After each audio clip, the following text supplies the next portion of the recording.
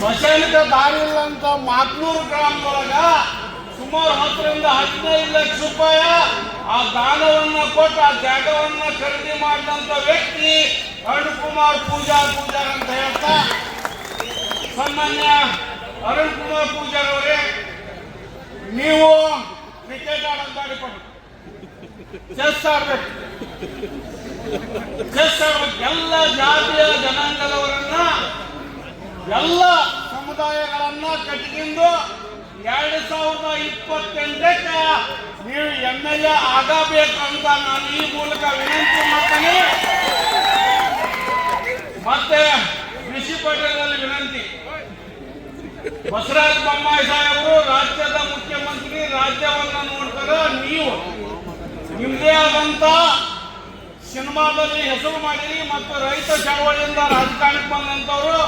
ನೀವೇನು ರಾತ್ರಿ ನೌಕರಿ ಮಾಡಿ ಮುಂಜಾನೆ ದೀಪ ಅಂತಂದಾರಲ್ಲ, ಜೈಲಿನಾಗಿದ್ದು ಜನರ ಸೇವೆ ಮಾಡಿ MLA ಆಗಿ ಮಂತ್ರಿ ಆಗಿ, ಅದಕ್ಕೆ ನಿಮ್ಮ ಜವಾಬ್ದಾರಿ ಬಹಳ ಮುಖ್ಯ ಐತಿ ಈ ಜಿಲ್ಲೆಯೊಳಗೆ. ನಾನು ಅದೇ ಚಪ್ಪಾಳೆ, ನಿಮ್ಮ ಜವಾಬ್ದಾರಿ ಬಹಳ ಮುಖ್ಯ. ಬಸವರಾಜ ಬೊಮ್ಮಾಯಿ ಸಾಹೇಬರು ಎಲ್ಲ ಬೂತ್ಗಳನ್ನ, ಎಲ್ಲ ಜಿಲ್ಲೆಗಳನ್ನ, ಎಲ್ಲ ತಾಲೂಕುಗಳನ್ನ ನೋಡ್ಲಿಕ್ಕೆ ಆಗೋದಲ್ಲ. ನೀವೇ ನಮಗೆ ನಾಯಕರು ಈ ಜಿಲ್ಲೆ. ಯಾರು ಅದೇ ಚಪ್ಪಳಿ ಚಪ್ಪಳಿ ಹೊಡೆಯೋದ್ರಿಂದ ಶುಗರು BP ಎಲ್ಲ ಹೋಗ್ತದೆ. ಹಂಗಾಗಿ ಚಪ್ಪಳಿ ಹೊಡಿಬೇಕು. ಹಂಗಾಗಿ ನೀವು ಯಾರ ಅವಶ್ಯಕತೆ ಏನೈತಿ, ನಮ್ಮ ಅಜಯ್ ಕುಮಾರ್ ಅವರು ಹೇಳಿದ್ರು, ನಮ್ದು ಹಿರೇಬೆನ್ನೂರು ರಾಣೆಬೆನ್ನೂರು ತಾಲೂಕು, ನನ್ನ ರಾಣೆಬೆನ್ನೂರು ತವ್ರ ಮನೆ ಜನ್ಮಭೂಮಿ, ಹಾವೇರಿ ಕರ್ಮಭೂಮಿ. ನಾನು ಹಾವೇರಿಯಲ್ಲಿ ಒಬ್ಬ ಆಕಾಂಕ್ಷಿದ್ದೇನೆ. ಯಾರ ಹೊಡೆ ಚಪ್ಪಳಿ ಏನಾಗಲ್ಲ. ಹಂಗಾಗಿ ಯಾರ ಅವಶ್ಯಕತೆ ಇದೆ, ಅಜಯ್ ಕುಮಾರ್ ಬಹಳ ಭೂಮಿಯಿಂದ ಇದ್ರು. ನಮ್ಮ ರಾಣೆಬೆನ್ನೂರು ತಾಲೂಕು ಹಿರೇಬೆನ್ನೂರು ದಾವಣಗೆರೆ ಹತ್ತಿದಂತ ಊರುಗಳು.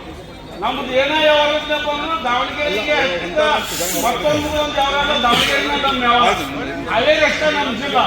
ಹಂಗಾಗಿ ಅಜಯ್ ಕುಮಾರ್ ಅವರು ನೋವಿನಿಂದ ತಮ್ಮ ಮಾತನ್ನ ಹೇಳಿದ್ರು.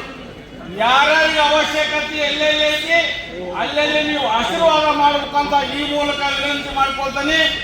ಆಗ್ಲೇ ಹೂವ ಸುರಿವಿದ್ರಿ ನೀವೆಲ್ಲ ಯುವಕರು, ನಿಮ್ಮಲ್ಲಿ ವಿನಂತಿ ಮಾಡ್ತಾನೆ.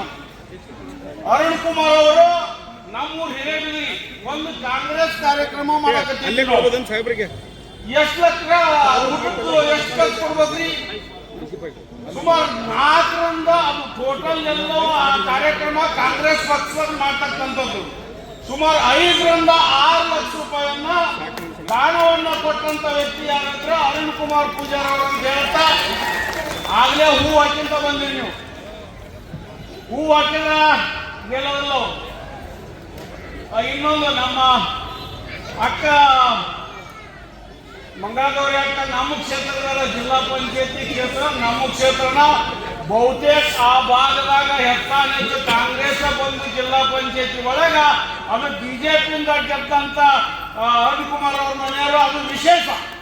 ಹಂಗಾಗಿ ಯಾರ ಅವಶ್ಯಕತೆಯಲ್ಲ ಅದು ಬಳಸಬೇಕಂತ ಹೇಳ್ತಾ, ನೀವೇನು ಹೂ ಸುರಿಸ್ಕಿಂತ ಬಂದ್ರೆ ಹೂವಲ್ಲ, ಪ್ರತಿಯೊಂದು ಹೂ ಹಾಕಿದಂತ ಮನುಷ್ಯರುಗಳು ಎದ್ರಲ್ಲ, ಆ ಹೂವಿನ ಹಿಂದ 10 ಕೋಟಿ ಹಾಕಿ 28ಕ್ಕೆ ಅರುಣ್ ಕುಮಾರ್ ಅವರನ್ನ MLA ಮಾಡಬೇಕಂತ ವಿನಂತಿ ಮಾಡ್ಕೊಳ್ತಾ, ಸನ್ಮಾನ್ಯ ಕೃಷಿ ಪಡೆಗಳಿಗೆ ಇನ್ನೊಂದು ಮಾತು ಹೇಳಿ ನಾನು ಮಾತು ಮುಗಿಸ್ಕೊಡ್ತಾರೆ. ನಮ್ಮ